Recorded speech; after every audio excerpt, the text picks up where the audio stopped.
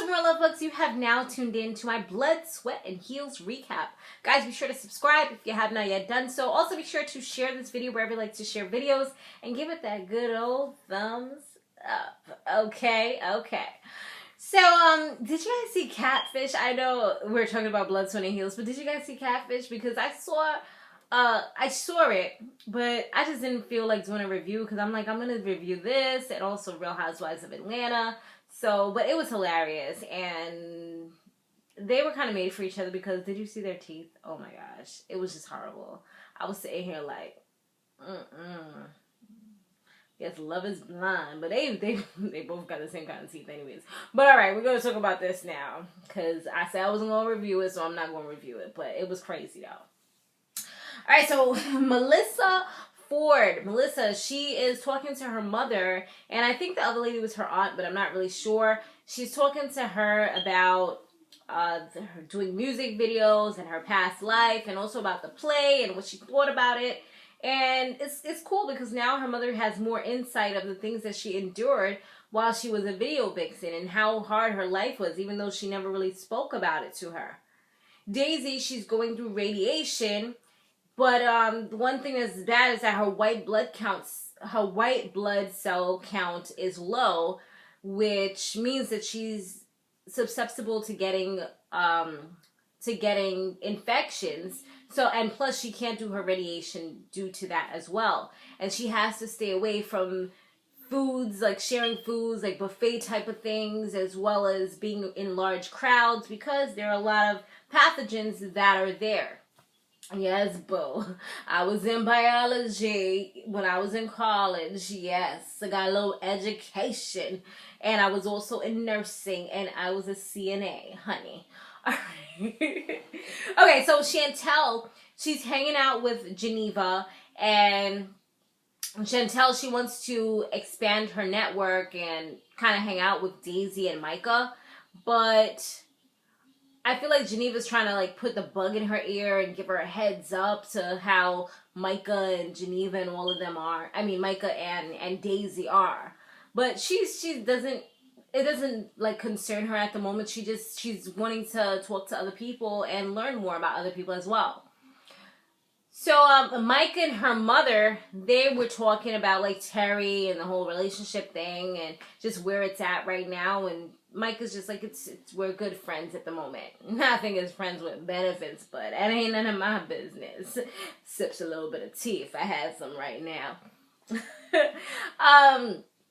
So then Geneva, she mentions after Micah says that, well, before that, sorry, I kind of skipped something. So Micah, she also, when she was talking to her mother, they talk about the whole issues that's going down with all the girls, and her mother says that it just kind of seems very teenage-like, and they just need to all make up because life is way too short to be acting this way, and Micah totally agrees. And she's willing to kind of push things aside and not hold on to grudges, but she has to see that other people are willing to apologize as well, because she apologized at one point and it's like nobody really cared and everybody was still attacking her. And it was even after they knew about her father passing away and everything, because everyone's like, oh, we didn't know. But you knew at the boat ride, and it was still a very totally awkward situation where people were talking about her and just making her feel super uncomfortable about everything. Micah meets with, I don't know why my light just got super dim just now. It was weird. Well, I like it this way anyway. So, Geneva finally meets up with Micah and Chantel. It was mainly because of Chantel. And as soon as Geneva, because it was Micah and Geneva talking, Chantel. As soon as Geneva walks in, it seemed like Micah's disposition kind of changed. And you can see the judgmental behavior that Geneva was displaying, because as soon as she was talking about, oh, they didn't put enough in her glass, like her drink. I mean, I would have been tight too, to be honest. If that was me, I'm in a restaurant and I asked for some Chardonnay or Pinot Grigio or whatever white wine I'm currently drinking, because that's what I drink. I'm gonna be tired if they give me this little itty bit, especially if I'm paying an arm and a leg for it. Like, hold up. You gonna fill up this glass for me? I'm trying to get a little buzz at the end of the night, especially if I'm paying a good amount for this. You ain't gonna chip me. So yeah, and she mentions that, like, okay, can you please fill up her glass? And Geneva's just like, yeah, I bet she wants to get it filled. You know, one of those types of faces. I'm like, girl, is that really necessary? For what, though? And Michael says that I think she said she was a vegetarian. And then Geneva, she said something completely idiotic where she says, oh, I tried that at one point, but it just made me so sick because I'm naturally bulimic. I'm like, what? What are you talking about? Everybody just kind of was like, it was like one of those awkward moments where you're just like, yeah, let's talk about something else quickly because that made no sense whatsoever. Yeah, girl. Think before you talk. Just a little bit. Geneva, she finally apologizes to Micah and she accepts it. And it looks like they're going to move forward and hopefully, you know, things are going to be a little better after this. Daisy is being super resilient and she is not heeding her doctor's advice. They tell her that she can't do the show that she was scheduled to do, but she's like, you know what, I'm gonna do it anyway because I don't wanna be broke. You know, I think that her fear of being broke is what's driving her, and plus, like, working in general just kind of makes her happy and it keeps her with something to do. I know for me, I've been working since as long as I can remember, since I've been a teenager. So it's like, it's all I know is I always want to keep it moving, be able to do something. So I can understand the reason why she always wants to work, you know? And it's good and it's bad. It's good because you have that drive. You have that passion. That's someone you can rely on because they're hardly ever going to say no.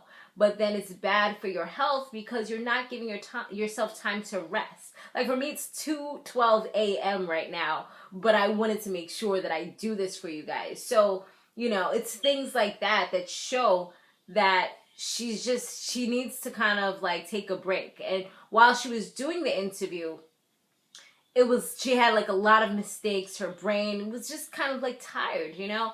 And it was times where she had to redo parts. And from what it looks like, she's not usually the type to have to keep on redoing. And she's putting things in other people's hands. And that's kind of hard for her because she's used to doing like everything. So it's like when she sees something wrong, it's like, wait, hold on. I can't. Because at the end of the day, it's your brand. So you don't want to put any old thing out there. You want to make sure that it is snatched from the gods and put on planet Earth. You know what I'm saying? That type of thing. The ladies, they meet a matchmaker. Yes, like the millionaire matchmaker, one of those types of people. And Arzo, she mentions that she's 36, she has a boyfriend that hasn't met her parents because they're super conservative, and she didn't mention the fact that he was black at that point, but when she was talking about him in the commentary, they did show, I think he's a hip-hop artist or something like that, and he's 27. So there's a pretty big age difference, as we know. Melissa, she talks about this guy that I think she said she has fun with, and Chantel automatically assumes that this is somebody that she's sleeping with. And Melissa gets extremely offended because she's like, that's not somebody that I'm sleeping with. Just because I say that I like to have fun with them doesn't mean that I have to sleep with them. And she feels like Chantel is overstepping because she doesn't even know her like that. Like, what you doing? Don't be talking about me like you know me like that. That type of thing. And she gets pretty heated. So I don't know where this is going to go. Because sometimes, you know, when things happen, people hold on to it. And they're just like, I don't like her. And that's just it. So it could change going forward. Or it could just get worse. We shall see. They seem to be both very opinionated, even though Melissa's, she used to be the calm one, but she's not that calm. You know, she can be the peacemaker, but she will also speak up for herself where deemed necessary. And I think that she felt as though she was being judged and attacked.